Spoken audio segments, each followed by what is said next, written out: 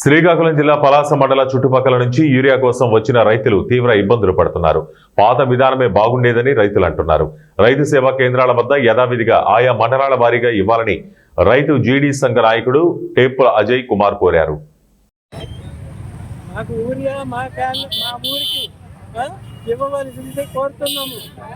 మేము ఎన్నో ఇక్కట్లు పడిపోయి ఇబ్బందులు పడిపోయి ఉన్నాము.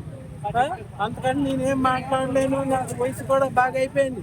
ఎండలో నిలబడి ఉన్నాను, నడి రోడ్డు మీద ఉన్నాము.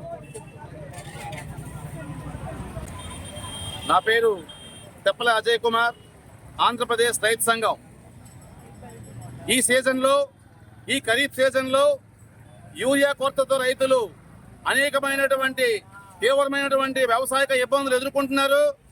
ఇదివరకట్లాగే రైతు సేవా కేంద్రాల దగ్గర ఆయా గ్రామాల్లో ఆయా రైతు సేవా కేంద్రాల ద్వారా రైతాంగానికి ఎరువులు ఇచ్చినట్లయితే రైతాంగానికి చాలా ఉపయోగంగా ఉంటుంది.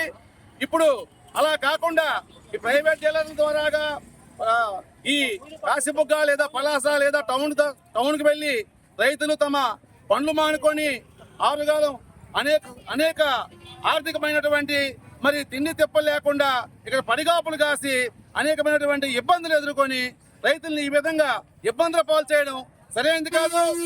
ఆయా రైతు కేంద్రాల్లో, రైతు సేవా కేంద్రాల్లో ఆయా గ్రామాలకు కేటాయించినటువంటి ఆ యూరియా కోటాను ఆ రైతు సేవా కేంద్రాల ద్వారాగా సత్వరమే ఇప్పించాలని చెప్పేసి మేము రైతులందరి తరఫున మీ ప్రభుత్వాన్ని కోరుతా ఉన్నాం.